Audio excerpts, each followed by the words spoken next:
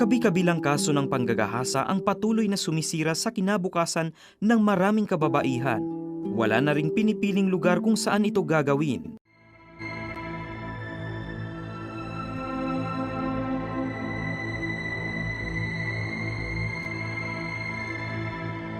Definitely, merong rape culture sa Philippines. No? Madalas pa sinasabi na ang panggagahasa ay tungkol sa kasuotan ng babae, samantalang wala itong kaugnayan. Ito ay tungkol sa kung paano tinitingnan ng ating lipunan yung madalas na pagtingin na sila'y sexual object.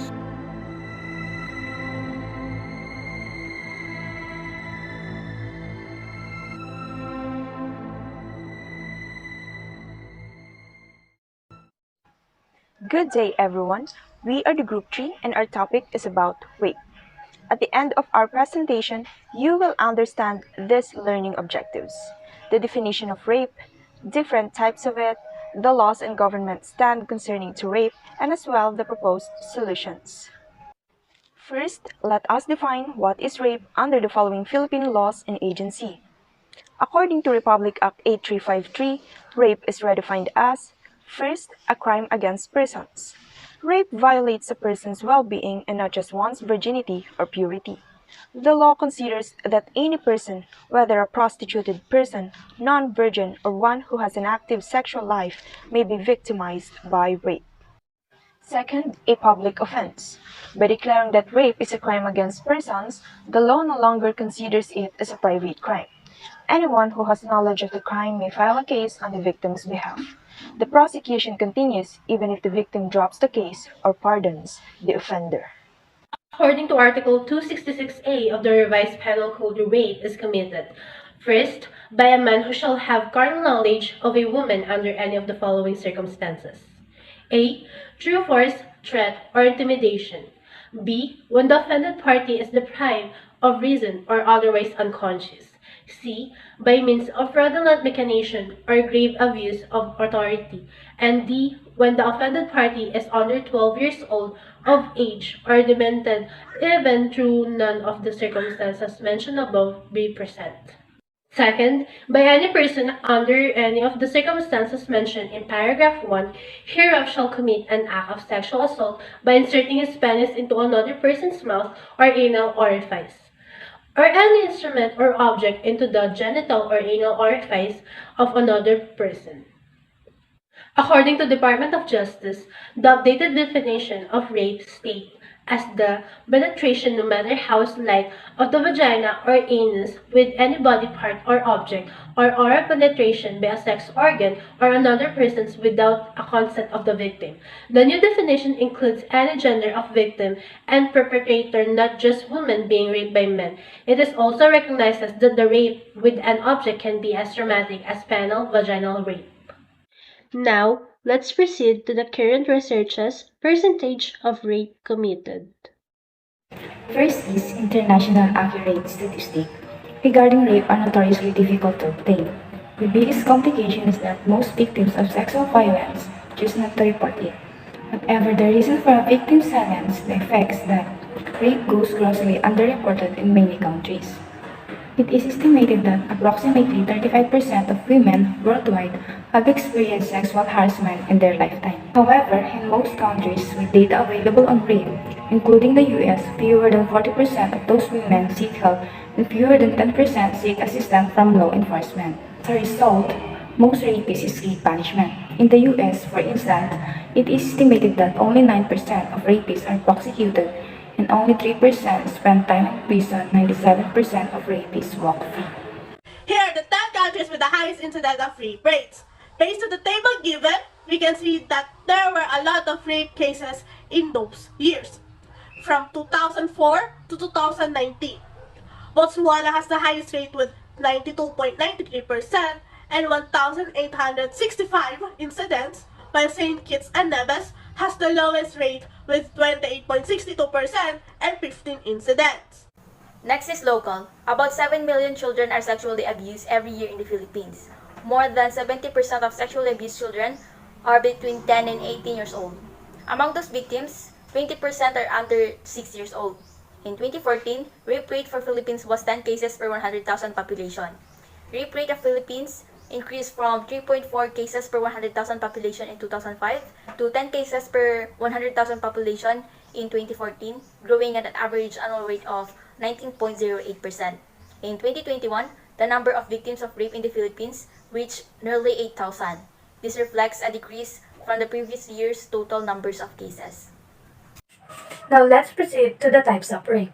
Rape can be categorized in different ways. It can be either by the reference to the situation in which it occurs, by the identity or characteristics of the victim, and by the identity or characteristics of the perpetrators. Statutory rape, the crime of sex with a minor when the sex is agreed to the both parties, not forced. The reason why it is considered rape is because the minor is considered to be young to legally consent to have sex or sexual contact, increasing the age to determine statutory rape from below 12 years to below 16 years. Marital rape, non-consensual vagina, anal, or oral penetration of the body of another person, where the penetration is of a sexual nature, with any bodily part of with an object as well as to any other non-consensual acts of a sexual nature, by a spouse or ex-spouse, or by a former or current partner, with whom a victim of rape is or has been living in a partnership recognized by the national law. Date rape is a boardly acquaintance rape, which is non-domestic rape committed by someone who knows the victim.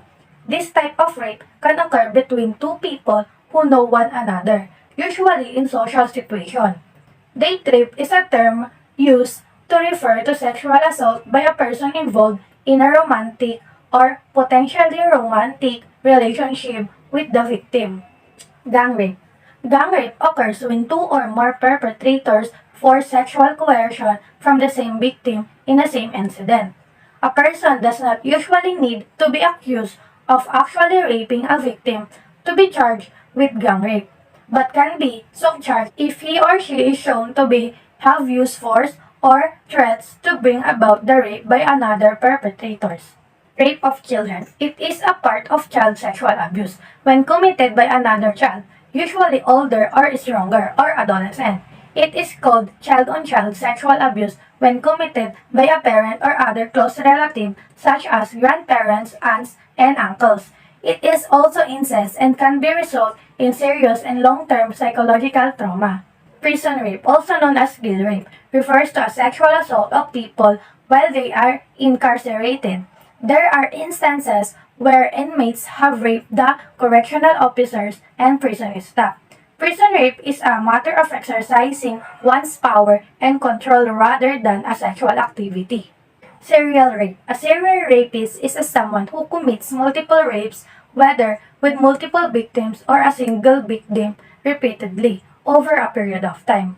Serial rape is a special case that is defined in terms of repetitiveness. Next is payback rape. Payback rape, also called punishment rape or revenge rape, is a form of rape specific to certain cultures, particularly the Pacific Islands. It consists of the rape of a female, usually by a group of several males, as a revenge for acts committed by members of her family, such as her father or brothers. The rape is meant to humiliate and bring shame upon the father or brothers as punishment for their prior behavior towards the perpetrators. War rape. Are rapes committed by soldiers, other combatants, or civilians during armed conflict or war, or during military occupation. It also covers the situation where girls and women are forced into prostitution or sexual slavery by an occupying power. Rape by deception, an action whereby a person obtains sexual consent and has sexual intercourse of the type by fraud, deception, misinterpretation, or impersonation.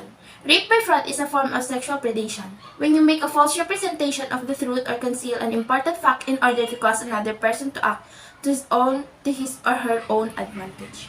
Corrected rape. Originally referred to rape perpetrated by straight men against lesbians in order to correct or cure their homosexuality, a punishment for being gay, lesbian, and for violating traditional gender presentation. Custodial rape means any person committing rape or sexual abuse on a person in his custody or in custody of a public servant, subordinate to him, and the rapist or rapists are an agent of the power that is keeping a victim in custody. Thief rape required force by the assailant overcoming the physical resistance of the victim. Theft formally required trespass, a forcible taking from possession by the theft. Those conduct requirements have largely been replaced by the culpable violation of consent.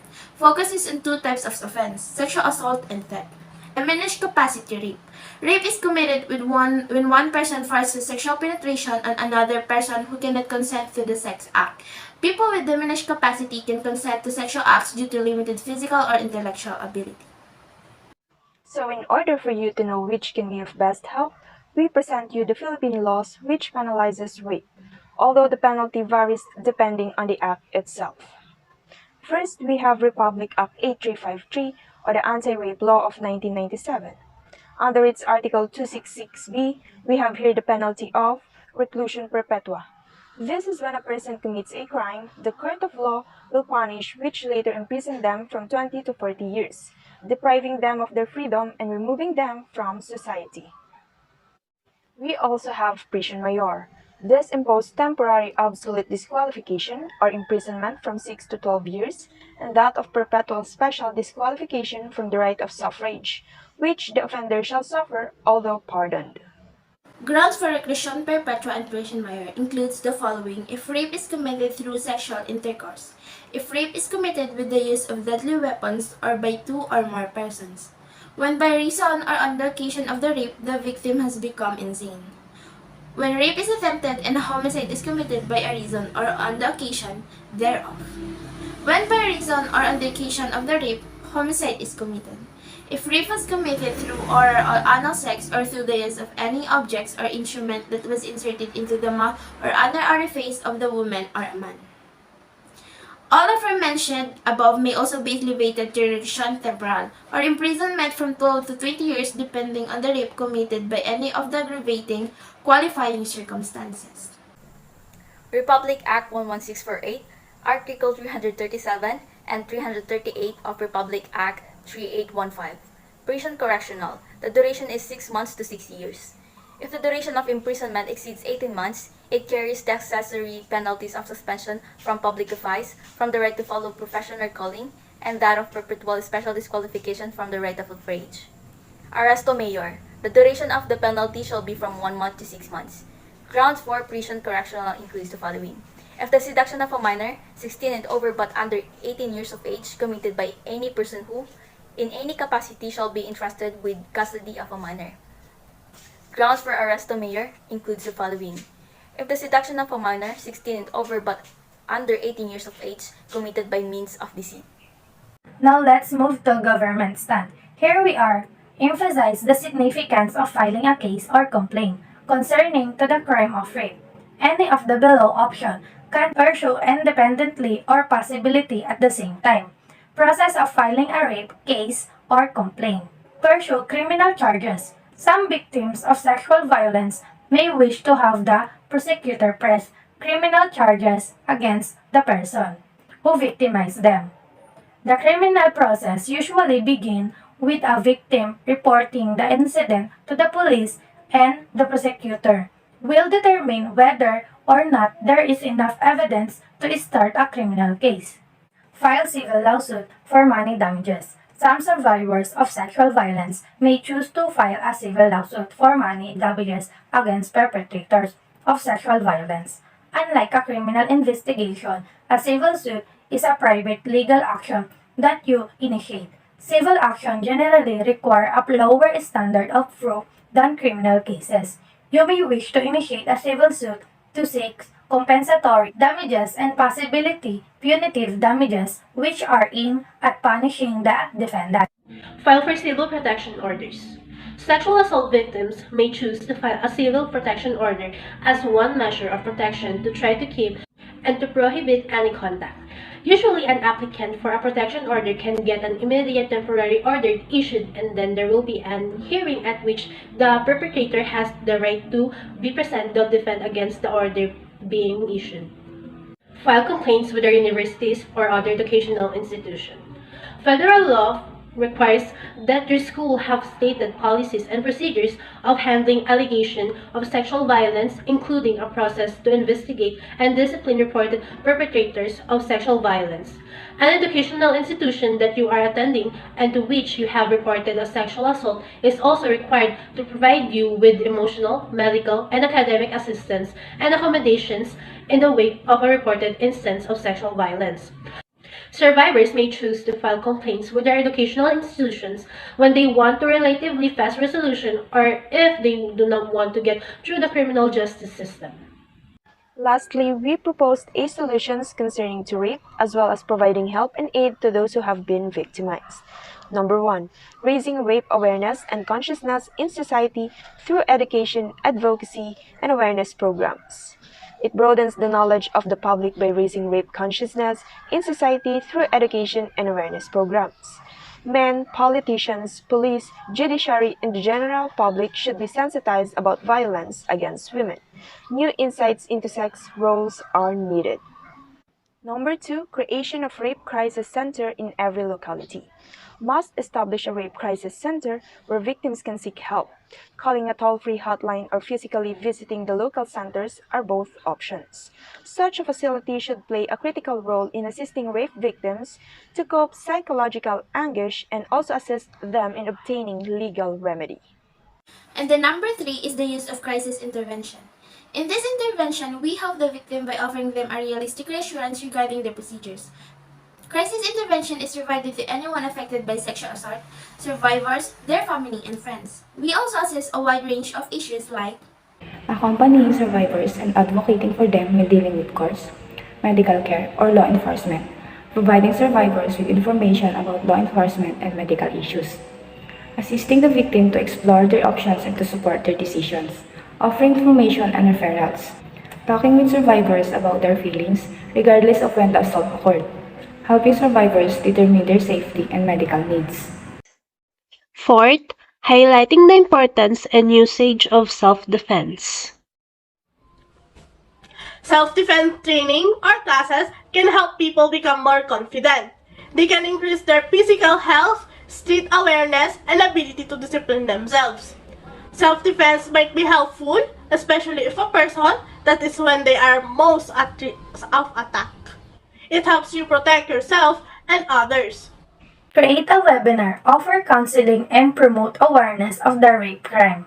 All victims, whether they are victims or not, should receive aid and protection. One of our responsibility as future social worker is to host or present a webinar, provide counseling, and raise awareness about the rape crime. Because by doing so, we help people learn about the rape and understand what might happen if they commit the crime. All victims, whether they are victims of rape or not, should receive aid and protection. 6 is we must raise awareness, act as advocates, and inform others of their legal protection. As a future social worker, a social justice advocate for the efforts to aim at influencing public attitudes, policies, and laws to create a more socially just society guided by the vision of human rights, which may include awareness and legal protection for everyone. 7th, support and believe survivors of sexual violence. We should believe every victim of these types of crime. As a future social worker, it's our job to find out and provide a solution to their problem. We need to believe them and encourage them so that they can expose better. And that ends our presentation. Thank you for lending your eyes and ears in listening to this serious topic. We do hope that it helps you gain knowledge, understanding, and awareness regarding to the crime of rape. God bless everyone.